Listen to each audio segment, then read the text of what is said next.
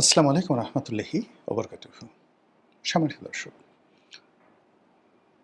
সাম্প্রতিক একটি ঘটনা আপাত দৃষ্টিতে এটি খুব ছোট বলে মনে হতে পারে, কিন্তু এই ঘটনার একটা সুদূর প্রসারী ফলাফল আমাদের রাজনীতিতে পড়বে। খবরটা ছোট্ট। সংসদ সদস্য হাসনাত আবদুল্লাহ, এনসিপি নেতা, আর জামাত নেতা, শিবির নেতা, বর্তমান ডাকসু বিপি সাদিক কায়েম, তারা দুজন ইংল্যান্ডে গিয়েছেন, বিলেতে গিয়েছেন। তো মূল ব্যাপারটা হলো যে স্টেপ বাই স্টেপ বলি।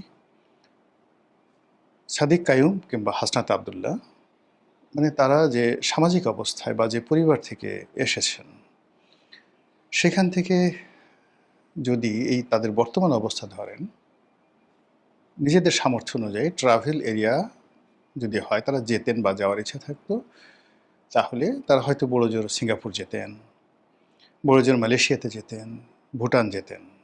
আর এই যে তারা যে বিলেতে গেলেন, ইংল্যান্ডে গেলেন, এটা হিউজ কস্টলি। তারা যে পরিবারকে রিপ্রেজেন্ট করেন কিংবা রাজনীতি যে পর্যায়ে এসেছেন, সেখানে আসলে এই বিলেত ভ্রমণ তাদের ব্যক্তিগত ভ্রমণ নয়। এই ভ্রমণের পেছনে জামায়াত ইসলামীর গ্রিন সিগন্যাল, ফাইন্যান্স এবং যাকে বলা হয় নেগোসিয়েশন রয়েছে, একটা ভিশন এবং মিশন রয়েছে। তো জামাত এত লোক থাকতে এই মুহূর্তে কেন সাদিক কায়ুমকে এবং হাসনাতকে লন্ডনে পাঠালেন?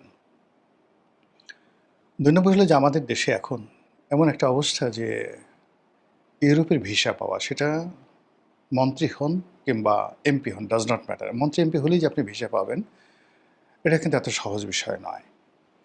যেখানে আপনি চিন্তা করেন সরকারের একজন প্রতিমন্ত্রীকে দিল্লি এয়ারপোর্টে আটকে দেওয়া হলো, তাকে সেখানে ঢুকতে দেওয়া হলো না। যে বদনাম বা যে অভিযোগ বা যে অপপ্রচার চলছে, সেটা হলো স্বয়ং প্রধানমন্ত্রী এখনো পর্যন্ত আমেরিকার ভিসা তিনি পাচ্ছেন না বা পাবেন না। তিনি জাতিসংঘ অধিবেশনে যেতে পারবেন, সেটা হলো অ্যাজ এ ডেলিগেটস হিসাবে, এবং ওটা শুধুমাত্র জাতিসংঘের অধিবেশন কেন্দ্রিক নিউ ইয়র্কের একটা নির্দিষ্ট এলাকা পর্যন্ত তিনি মুভমেন্ট করতে পারবেন। কিন্তু আমেরিকার ভিসা এখনও বাংলাদেশের প্রধানমন্ত্রীর কপালে জুটেনি। এই ধরনের কথাবার্তা চলছে, আমরা সত্য মিথ্যা কিছু জানি না। তো সেই অর্থে আপনি জামাতের এমপি হলে বা বিএনপির এমপি হলে এই যে ইংল্যান্ডের ভিসা পাবেন, নট লাইক দ্যাট। এখানে ইংল্যান্ড যখন এই দুজনকে ভিসা দিয়েছে, ইট মিনস সেখানে একটা ইংল্যান্ডের সরকার এবং ইংল্যান্ডের যে প্রেশার গ্রুপ রয়েছে তাদের সঙ্গে জামাতের, এনসিপির, হাসনাত কায়ুমের একটা, যাকে বলা হয়, নেগোসিয়েশন হয়েছে এবং তারা চাচ্ছে যে তারা ইংল্যান্ডে যাক। থার্ড, যেটি আওয়ামী লীগের লোকজন এরকম কোনো ঘটনা ঘটেছে কিনা, করেছে কিনা, একবার শুধু এরকম একটা ঘটনা ঘটেছিল। সেটা হলো এই তারা এই হাসনাত আবদুল্লাহ এবং সাদিক কায়ুম, তারা অক্সফোর্ড বিশ্ববিদ্যালয়ের একটা ক্লাব রয়েছে, ডিবেটিং ক্লাব রয়েছে, সেখানে তাদেরকে দাওয়াত করা হয়েছে বক্তব্য দেওয়ার জন্য। এটা চারটিখানি বিষয় নয়। যেমন স্যাথাম হাউজের সঙ্গে একটা বৈঠক করা, তাদের একটা গবেষণা করা, বা এই অক্সফোর্ডের যে ডিবেট ইউনিয়ন, এখানে বক্তব্য দিতে পারা, যাওয়া, এটা প্রথমত সহজ ঘটনা নয়। আপনি এখানে অনেকগুলো বক্তব্য দিয়েছেন, একবার বা দুবার বক্তব্য দিয়েছেন এখানে ভারতের শশী থারুর। এখানে একটা অনুষ্ঠানে বক্তব্য দিতে গিয়েছিলেন আওয়ামী লীগ সরকারের যে পররাষ্ট্র উপদেষ্টা ছিলেন, ডক্টর গহর রিজভী। আপনি জানেন যে গহর রিজভী ওয়ার্ল্ড রিনাউন্ড একজন অধ্যাপক। তিনি অক্সফোর্ডে পড়িয়েছেন, কেমব্রিজে পড়িয়েছেন, হার্ভার্ডে তিনি ফুল অধ্যাপক ছিলেন। তো কাজে তার মতো মানুষ সেখানে বক্তব্য দিতে গিয়ে সাংবাদিক মেহেদী হাসানের ইন্টারভিউতে যেভাবে তিনি সেখানে নাস্তানাবুদ হয়েছেন, বিস্ময়কর। তো এইরকম একটা জায়গাতে হঠাৎ করে সাদিক কায়ুম এবং হাসনাত আবদুল্লাহকে দাওয়াত করা হলো কেন? এবং অক্সফোর্ড বিশ্ববিদ্যালয়, ঢাকা বিশ্ববিদ্যালয়ের ভিপি এবং ঢাকা বিশ্ববিদ্যালয়ের একজন ছাত্র এবং বর্তমান সংসদ সদস্য, তিনি বক্তব্য দিতে যাচ্ছেন। এটি এলিট সোসাইটিতে, আমাদের দেশের যে এলিট সোসাইটি যারা আছেন, সেটা দেবপ্রিয় বলেন, প্রথম আলো বলেন, অন্যান্য যারা বলেন, যারা নিজেদেরকে এলিট মনে করেন, পার্থ বলেন, তারা সবাই হায় আল্লাহ, এটা কী করে সম্ভব? আমরা ওখানে ওই ডায়াসে বসে বক্তব্য দেব, আমাদেরকে দাওয়াত দিবে, এটা তো আমরা কল্পনাই করতে পারি না। তো সেখানে এরা গেল কি করে? এবং এই কাজগুলো জামাত করেছে অথবা জামাতের পক্ষ থেকে তাদেরকে পাঠানো হয়েছে এবং অক্সফোর্ড বিশ্ববিদ্যালয়ের যে একটা ডিবেটিং টিম আছে তাদের সঙ্গে ইংল্যান্ডের হোমল্যান্ড সিকিউরিটি, তাদের সঙ্গে ইউরোপীয় ইউনিয়নের একটা যোগাযোগ এবং বর্তমান ব্রিটিশ সরকার তারা চাচ্ছে যে জামাতের এই রিপ্রেজেন্টেটিভ যারা আছেন তারা ইংল্যান্ডের জনমত তৈরি করুন এবং এটা বিএনপির জন্য একটা যাকে বলা হয় হিউজ থ্রেট, আর আওয়ামী লীগের জন্য এটা আরও বড় থ্রেট। আপনারা সবাই জানেন যে ইউনূস জমানাতে ইউরোপীয় ইউনিয়ন আনকন্ডিশনালি জামাতকে সাপোর্ট দিয়েছে।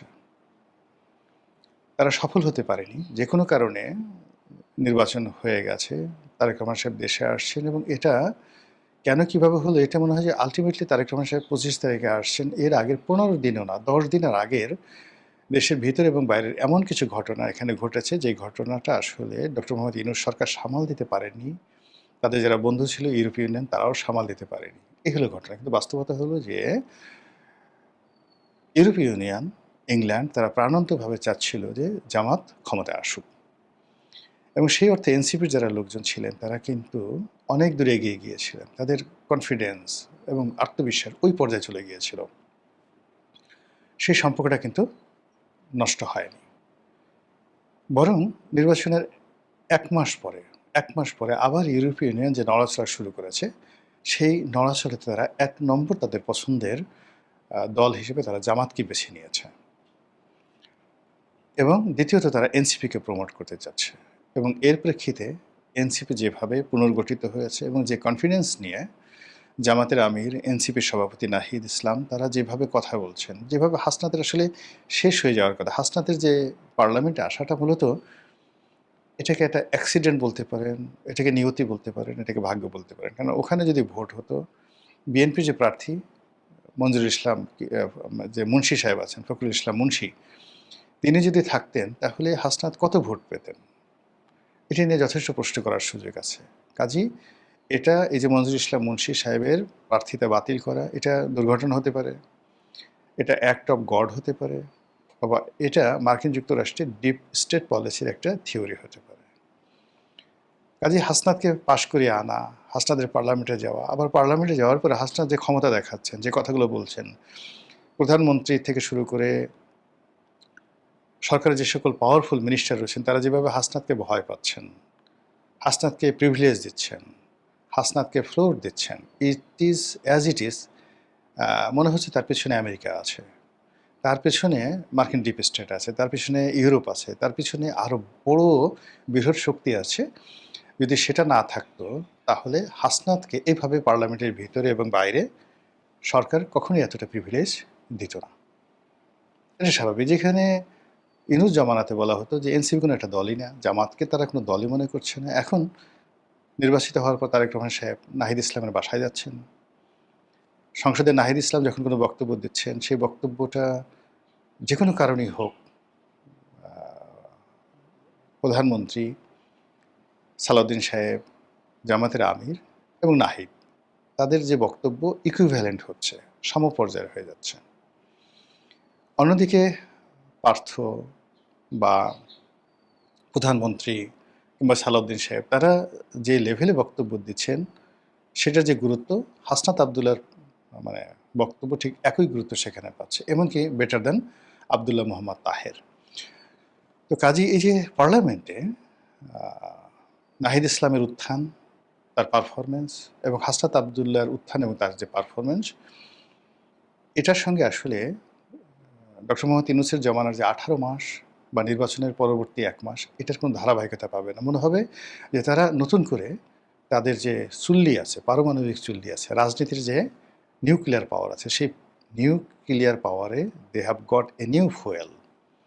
সেখানে গত 2 মাসের মধ্যে বা আড়াই মাসের মধ্যে, লাস্ট আড়াই মাসের মধ্যে এনসিপির মধ্যে, জামাতের মধ্যে এমন কিছু রিফুয়েলিং করা হয়েছে, এমন কিছু ফুয়েল সেখানে লোড করা হয়েছে যেটার কারণে তারা এখন ভীষণ শক্তিশালী এবং তাদের যে মুভমেন্ট, এই মুভমেন্ট সরকার কাউন্ট করতে বাধ্য হচ্ছে এবং তাদেরকে পাত্তা দিতে বাধ্য হচ্ছে এবং পাত্তা না দেওয়া ছাড়া তাদের কোনো উপায় নাই। এবং আপনি দেখুন যে সাম্প্রতিক সময়টিতে যেভাবে ইসলামী ব্যাংকে একটা প্রবলেম তৈরি হলো এবং জামাতের ইচ্ছায় এখানে সরকার বলতে গেলে, বাংলাদেশ ব্যাংক বলতে গেলে আত্মসমর্পণ করতে নাকে খত দিতে বাধ্য হয়েছেন। আবার যত শক্তিমত্তা নিয়ে যেভাবে সেই আদ্দিন হাসপাতালে যে ঘটনাটা ঘটেছে, এটার যে সেন্টিমেন্ট, এটাকে সরকার যেভাবে ক্যাশ করেছে, সেই ক্যাশমেন্টটা এখন আর সরকারের হাতে নেই। সরকার এই যে লাইসেন্স বাতিল করেছে, তাদের বিরুদ্ধে ব্যবস্থা নিয়েছে, এটাকে একটি পলিটিক্যাল ব্লান্ডার হিসেবে মনে করা হচ্ছে, সরকার একটি ভুল সিদ্ধান্ত মনে করা হচ্ছে এবং জামাত এবং তাদের যারা বড় বাহিনী রয়েছে তারা সবাই মিলে এই আদ্দিনের ঘটনাটা অ্যাবসলিউটলি জামাতের পক্ষে এবং আদ্দিনের পক্ষে নিয়ে গেছে। ফলে সরকার বিব্রত অবস্থায় পড়ে গেছে।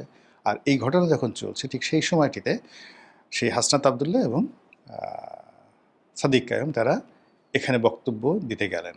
তারা কি বক্তব্য দিবেন, কয়জন শুনবে, সেটা কতটা ভাইরাল হবে, ইট ডাজ নট ম্যাটার। কেন তারা যে বক্তব্য বাংলাদেশে দেন আমরা তো শুনি, এটা তেমন কিছু হবে না। কিন্তু মূল ব্যাপারটা হলো এখানে প্রেক্ষাপটটা বিবেচনা করতে হবে যে তারা প্রথমত বিলেত গেলেন, দ্বিতীয়ত এখানে তারা অক্সফোর্ডের মতো বিশ্ববিদ্যালয়ে বক্তব্য দেওয়ার সুযোগ পেলেন, তৃতীয়ত হলো তাদেরকে সেই সুযোগটা দেওয়া হয়েছে একটা পক্ষ থেকে, শক্তিশালী পক্ষ থেকে, এবং এই যে তারা যে সেখানে গেলেন তার পেছনে ফাইন্যান্স থেকে শুরু করে সমস্ত কিছু একটা শক্তি করেছে। বাংলাদেশে একটা শক্তি করেছে, বিদেশে একটা শক্তি করেছে এবং এটার কারণে কি হলো, এখন সরকারের পক্ষ থেকে যদি কোনো সরকার দলের সংসদ সদস্য তাকে আহ্বান করা হয় বক্তব্য দেওয়ার জন্য, কোনো মন্ত্রী যান, কোনো এমপি যান, কিংবা সরকারি দলের ছাত্রদলের সভাপতিকে সেখানে নেওয়া হয়, তাহলে ধরে নিতে হবে যে এটা অ্যাজ ইউজুয়াল। যদি সরকার চেষ্টা করে সেটা না করতে পারে বা তাদেরকে কেউ ডাকে, ধরে নিতে হবে something is happening, something is cooking, কিছু একটা রান্না হচ্ছে। ২ নম্বর হলো যে এই যে তাদের আগমনকে কেন্দ্র করে সেখানে যে আওয়ামী লীগ রিয়াকশন দেখাচ্ছে, তারা তাদের যে নর্মাল ফেনোমেনা রয়েছে সেই ফেনোমেনা অনুযায়ী এয়ারপোর্টে গালাগালি করেছে, তারপর সেখানে তারা অক্সফোর্ডে গিয়ে তারা মিছিল মিটিং করেছে। এটা আসলে যদি জামাতের আমির যেতেন ইটস ওকে, কিন্তু হাসনাদের সাথে, সাদিক কায়ুমের সাথে তারা যে আচরণগুলো করছে এবং তারা যেভাবে প্রসেশন করার চেষ্টা করছে, ইট মিনস সাদিক কায়ুম এবং হাসনাত জাস্ট লাইক মনে হচ্ছে আগামী দিনে বাংলাদেশের প্রধানমন্ত্রী এবং আগামী দিনে শেখ হাসিনার প্রতিদ্বন্দ্বী, আগামী দিনে আওয়ামী লীগের কন্টেম্পোরারি অপোনেন্ট। এই জিনিসগুলো মনে করার কারণেই